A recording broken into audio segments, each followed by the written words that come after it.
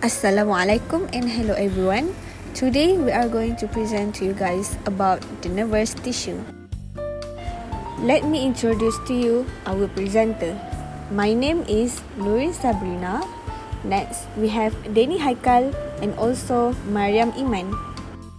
The objectives of this video are first, describe the basic structure of the neuron and compare the functions of the three types of neuron. Second, discuss the change in ion concentrations inside and outside of a neuron that result in an action potential. Third, discuss how the transmission across synapse occur with the neurotransmitters and the types of drugs that will affect our brain. Nervous tissue can be divided into two categories of cell, which are neurons and neuroglia. Neuron is a nerve cell, while neuroglia is a glial cell. Glial cell means non-neuron cell. Neurons receive sensory information and convey the information to the brain. It also conducts signals from the brain to the effectors. Neuroglia is known as supporting cells and provide structural and nutritional support to the neurons. It also known as supervisors of the neurons because some play an important role in synapse information and help neurons process information. Neurons can be divided into three major parts, which are cell body, dendrites, and axon. While neuroglia has many types such as astrocyte, microglia, oligodendrocytes, and many more. Neurons has a cell body, which contain nucleus and a variety of organelles. It also has dendrites, which are short, highly branched processes, and it receives signals from the sensory receptors or other neurons and transmit them to cell body. And lastly, the axon. Axon is a portion of the neuron. It conveys information to another neuron or to other cells. And it also has nerve fibers. Nerve fibers is an axon that bundle together to form nerves, and also myelin sheath, which is a white insulating layer that covers the axon. The type of neuroglia is astrocyte, which maintain neuron health and function. It also has microglia, which is a phagocytic cells that help remove bacteria and debris. And it also has oligodendrocytes, which form myelin sheath in CNS. Neuron has three types, which are motor neurons, sensory neurons, and interneurons. Motor neurons take nerve impulse from CNS to muscles or glands. It is also multipolar shape, which is many dendrites and has single axon. It also causes muscle fibers to contract and glands to secrete. Sensory neurons take nerve impulse from sensory receptors to CNS. And sensory neurons almost all unipolar, which only has one process, and it extends from the cell body. It also activated by sensory input from the environment. And lastly, interneurons, which occur entirely within the CNS. It also a multipolar, which convey nerve impulse between various parts of the CNS. Interneurons lie between motor and sensory neurons. It also takes message from one side of the spinal cord to the other, or from the brain to the cord. So next we will go to transmission of nerve impulse.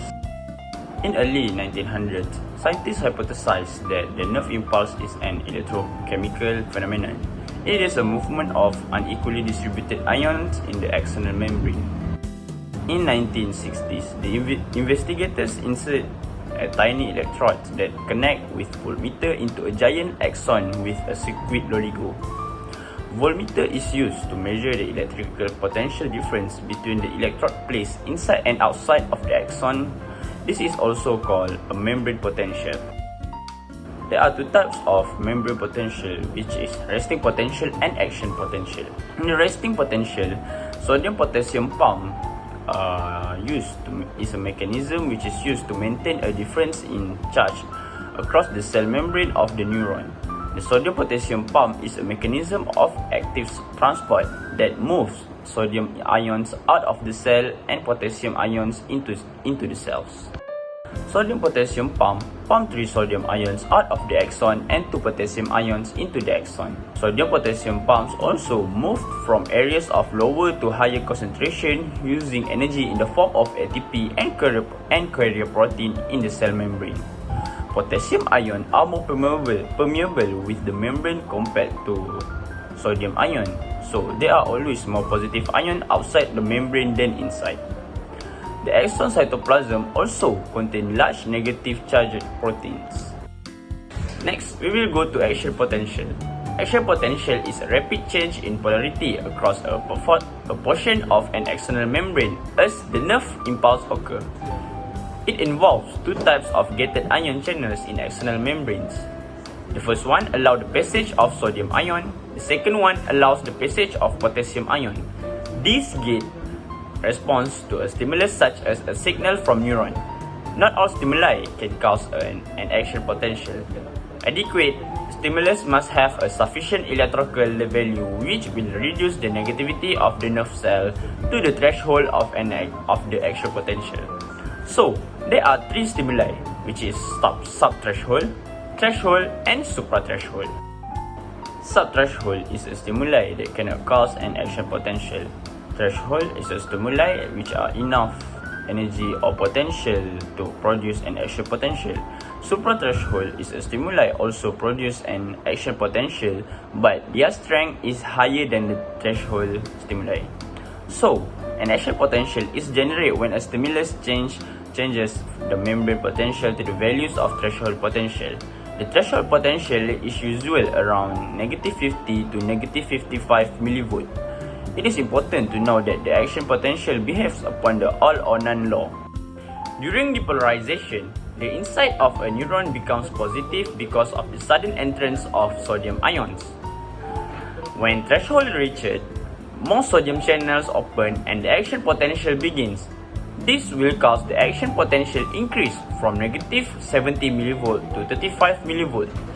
This also causes the repolarization to occur and cause the sodium channels to close and open up the potassium channel.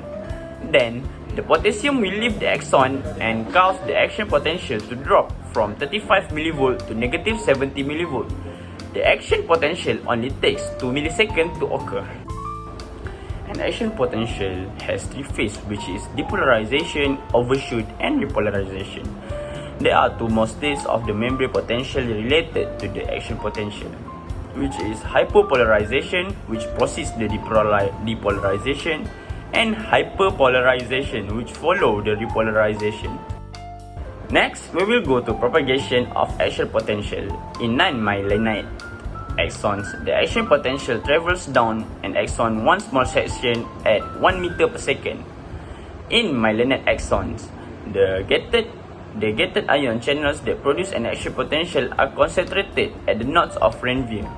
At this type of axon, the action potential jumps from node to node at 200 meters per second. As soon as an action potential had moved on, the previous section undergoes a refractory period. This process happens during the sodium ions gates are unable to open. This causes the action potential can move backward and always propagates forward.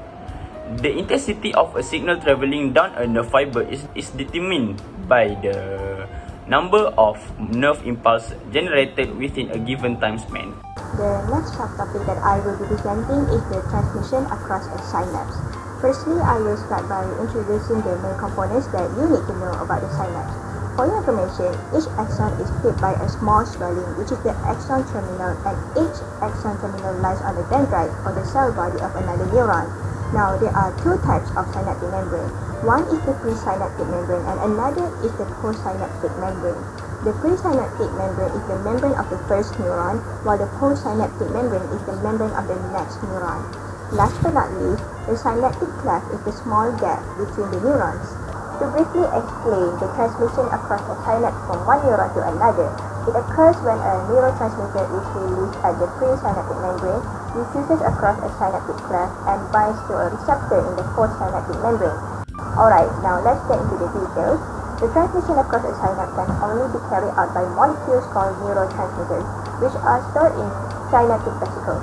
This sudden rise in calcium ion stimulates the synaptic vesicle to merge with the presynaptic membrane. Then, the neurotransmitter molecules are released into the synaptic cleft and diffuse across to the postsynaptic membrane, where they bind with the specific receptor proteins. The postsynaptic neuron can either respond toward excitation or inhibition.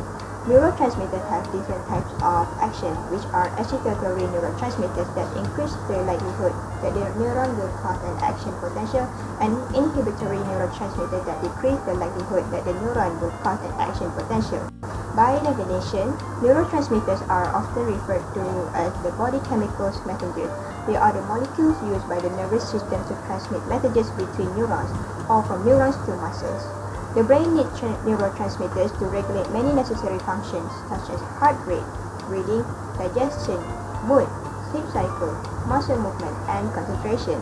Neurotransmitters can exist in both the central nervous system and peripheral nervous system, or either one of them. Right now, let's focus on the neurotransmitters that exist in both nervous systems. For example, acetylcholine and endorphins. Acetylcholine can excite skeletal muscle and inhibits cardiac muscle. For smooth muscle or glands, it can either give an excitatory or an inhibitory effect. Next, endorphins are transmitters that bind to natural opioid receptors in the brain. It is associated with the runner's high of exercises because they produce a feeling of tranquility.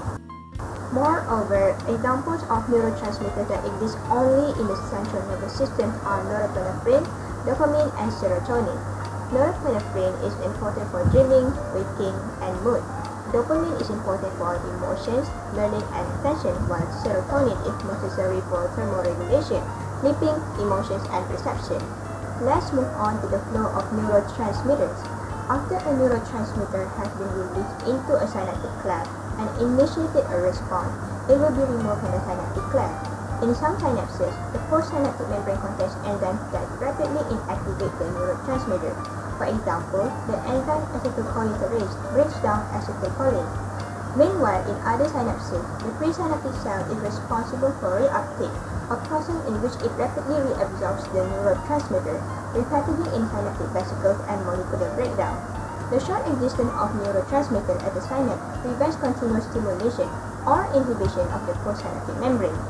The next thing we all should be aware of is the effects of drug abuse on our nervous system. Many drugs can affect the nervous system by interfering with or potentiating the action of transmitters. Such drugs can enhance or block the release of a neurotransmitter, limit the action of a neurotransmitter or block the receptor, or interfere with the removal of neurotransmitter from a synaptic cleft. As an example, depression, which is a common mood disorder, appears to involve imbalances in norepinephrine and serotonin. Some antidepressant drugs, such as clozapine, prevent the reuptake of serotonin and others, while bupropion hydrochloride prevents the reuptake of both serotonin and norepinephrine. There are many types of drugs around the world, and one of them is alcohol. It acts as a depressant on many parts of the brain by increasing the action of GABA, an inhibitory neurotransmitter. The next type of drug is nicotine. When tobacco is smoked or chewed, nicotine is rapidly delivered throughout the body. It causes a release of epinephrine from the adrenal glands, increasing blood sugar levels and initially causing a feeling of stimulation. For club drugs, the common examples are ecstasy, rohypnol, and ketamine. Ecstasy can increase the feeling of well-being and friendliness, even love for other people. Methamphetamine, or famously known as meth or crank, is a powerful CNS stimulant. Meth has the most immediate effect, which causes the initial rush of euphoria due to high amounts of dopamine released in the brain. Bath salts is a synthetic powders are sold in a colorful containers. It will inhibit the reuptake of several neurotransmitters and producing euphoric sensation. Next is cocaine and crack. Cocaine and crack is a powerful CNS stimulant, and it is interfere with the reuptake of dopamine at synapses. The brain will make less dopamine to compensate for a seemingly endless supply. Lastly, heroin. Heroin comes from resin and sap of the opium poppy plant. It causes the feeling of euphoria and relief of any pain. The summary of this topic is transmission of nerve impulses is an electrical phenomenon which consists of resting potential and action potential, while transmission across a synapse is a chemical phenomenon which is the release of neurotransmitter.